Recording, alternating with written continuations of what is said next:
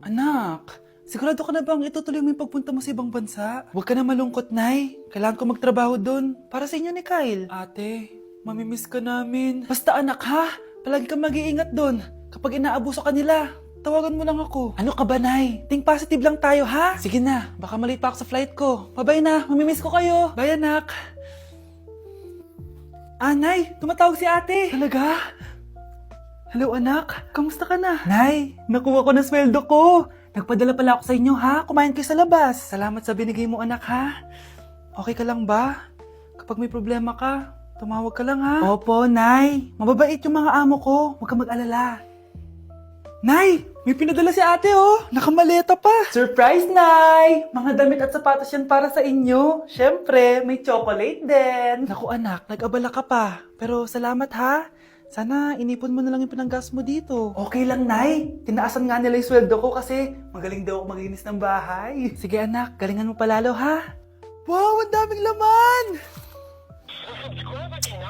Bakit di sumasagot si Scarlett? Baka busy.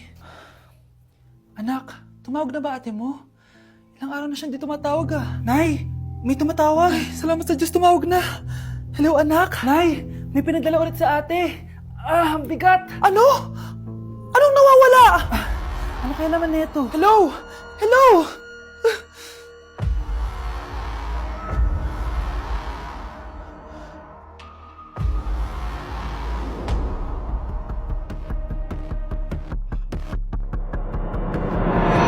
Ang isang 50% po ay mapupunta sa isa niyang anak. Ano? Baka yan yung isa naming anak na nawala? Oo, sa amin na lang yan. Ako! Ako ang isa pang anak ni Ramon. Oh, akala ko ba nawawala yung isang anak ni Ramon? Attorney naman, huwag ka maniwala dyan. May sakit kasi sa utak yan. Wala akong sakit, attorney. Maniwala ka, please. Kailangan ko pa ng sapat na ebidensya para maniwala ako sa'yo. Sige na, babalik na lang ako. Ito na ba yung bagong bahay ng anak ko? Ikaw babae ka? Sinubukan mo pang agawin sa amin ang kayamanan ng tatay mo? Ang sama nyo, tita! Gusto nyo kunin lahat! Well, hindi naman maniniwala sa'yo si attorney dahil wala kang ebidensya. Tao po, attorney po ito. Nandiyan si attorney. Halika dito. Ayan, ikukulong muna kita dito sa bodega hanggat hindi ko pa nakukuha mga kayamanan. Yes, attorney. Hawak ko na ang 100% ng kayamanan ni Ramon. Nandito na ang titulo, papeles at cheque ng mga kayamanan niya. Ay! Salamat, attorney, ha? Scarlett, hindi ko na alam kung ano nangyayari sa nanay ko. Pero huwag ka mag-alala. Ako bahala sa'yo. Kailangan na matigil tong pinagagawa ni nanay. Tao po. Sino ka? Ako po yung nanay ni Scarlett, yung anak din ni Ramon. Totoo ba to? Pinagsasabi mong babae ka? Kami lang ang pamilya ni Ramon.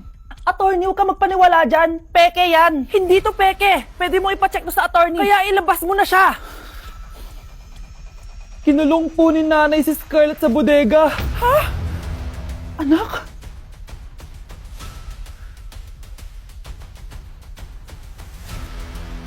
Kinulong po ni nanay si Scarlett sa bodega. Ha?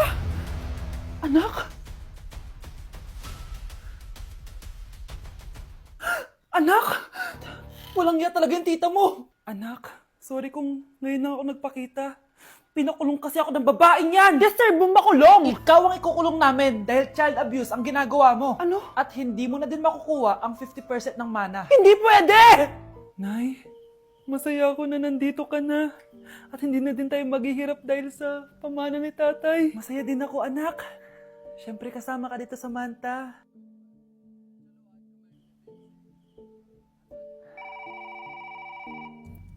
Ano ba? Bakit tawag ka ng tawag, ha? Oo, wala silang kaalam-alam. Sige na, baka mahuli pa tayo. Sa wakas, sa atin na ang mana. Maghahati tayo dito. Palayasin mo na yung mga batang yun, ha? Ako bahala. Ang galing talaga natin magpanggap date. Mga anak, aalis na tayo dito sa bahay. Lilipat tayo sa mas malaking bahay. O eto, mga gamit nyo, inimpake ko na. Talaga, Nay? Scarlett, huwag ka maniwala dyan. Nagpapanggap lang yung nanay mo. Samantha, ano yung mga pinagsasabi mo? Magjowa sila ni attorney. Sinet up nila tayo. Ganyan ba ang ugali mo, Samantha? Kaparehas ng nanay mong sinungaling? Samantha, ano ba? Kung ayaw mo sumama, edi wag. Sige! Kung totoong anak mo talaga si Scarlett, saan at kailan mo siya ipinanganak? Ang dali naman yan. Edi sa Manila. Pinanganak ako sa ibang bansa. Hindi ikaw ang nanay ko. Ay, oo nga pala, sa ibang bansa pala. Sorry, nakalimutan ko. Ang dami namang drama. Total, nasa amin na ang mana. Umalis na kayong dalawa. Kung ayaw niyong pati kayo, ipakulong ko. Kung meron mang makukulong, kayong dalawa yon. Salamat sa pagtawag, Samantha. Inaaresto kita, attorney, sa kasong panloloko. Palpak ka talaga! Naisahan niyo ako ngayon, ha? Hindi pa ako tapos sa inyo. Talagang sinira mo yung sarili mo, attorney, para sa pera. At ang dami mo na palang naloko. Samantha, huwag na tayong maghiwalay, please. Oo, Scarlett. Dito lang ako palagi sa tabi mo. Kayong dalawa, mag-ingat kayo palagi, ha? Gamitin niyo na maayos sa pamana ng tatay niyo.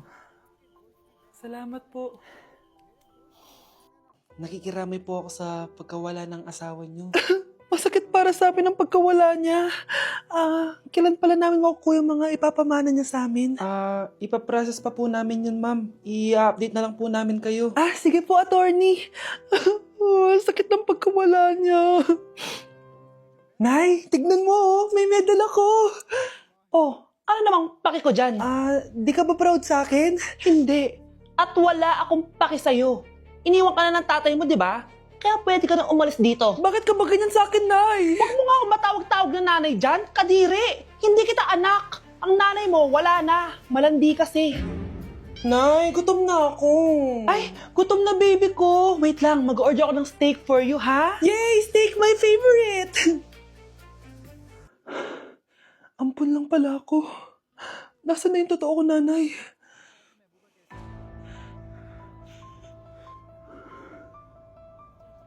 Tulog sila.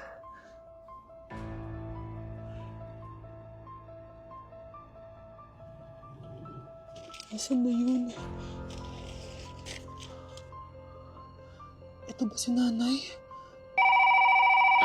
Ay! Sino ba ito tumatawag na to? Muntik na yun. Attorney? Hello, ma'am. May update na po sa ipapamana ng namatay niyo pong asawa. Sige. Punta ka dito sa bahay.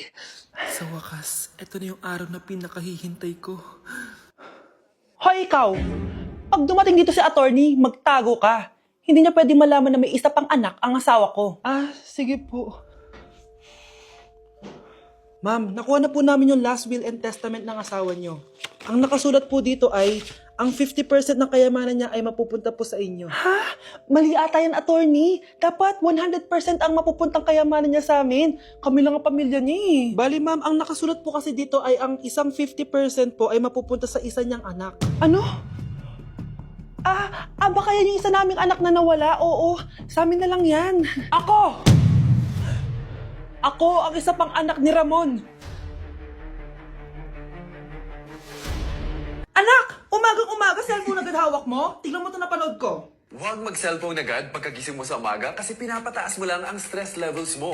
Ano ba naman yan, Nay? Oh, doktor na may sabi ha? Tigilan mo na yan. Maniniwala pala tayo sa doktor. Sige. Grabe, ang init. Paniligo na nga ako. Nay, may napanood ako, oh. Kung may nagsabi sa'yo na dapat kang maligo araw-araw, isang malaking kasinungalingan yan. Oh, sabi ng doktor, Nay, bawal daw maligo araw-araw. Ba't ka naliligo? Oh, sige, din ako maliligo. Kung akala mong healthy ang mga prutas, pakinggan mo tong sasabihin ko. Oh, Nay, nagsalita na yung doktor, ha? Huwag ka na kumagat dyan. Pati ba naman prutas? Ay, magmamatcha na lang ako. Kung akala mong healthy ang mga matcha, pakinggan mo tong sasabihin ko. Hala, sabi ng doktor, hindi daw healthy yung matcha, Nay. Huwag mo na inumin yan, ha? Pati matcha bawal. Sinisira mo ang utak mo sa paggamit ng mga betchin. Oh, Nay, sabi ng doktor, sinisira mo daw utak mo. Huwag ka na maglagay niyan. Tama na! Oo na, lahat ng ginagawa ko masama sa akin. O sige, Nay, titigil na ako. Basta mag-cellphone na ako, ha. Sige na, mag-cellphone ka na. Pero huwag ka magpupuyat, ha. Masama pa rin yon. Malaking kasinungalingan yung sinasabi nilang bawal ka magpuyat. Anong sabi mo, Nay? Sabi ng doktor, pwede naman eh. Bye! Wow! Anak, di ako makapaniwalang may pinapatayo na tayong bahay. Nay, deserve natin to. Ang tagal niyo din itong pinaghirapan. Ma'am, saan ko po ilalagay itong mga semento? Doon na lang sa gilid, kuya. Sige po, ma'am. Excited na ako matapos itong bahay natin, anak. Saan dito? Hoy, wag ka pupunta dyan! Grabe nangyari sa kanya. Naman siya. Ba't ang daming tao? Engineer, anong meron? Ma'am, yung isa sa mga trabahador namin, na kuryente tapos natabunan ng semento. Ayun, namatay. Ha?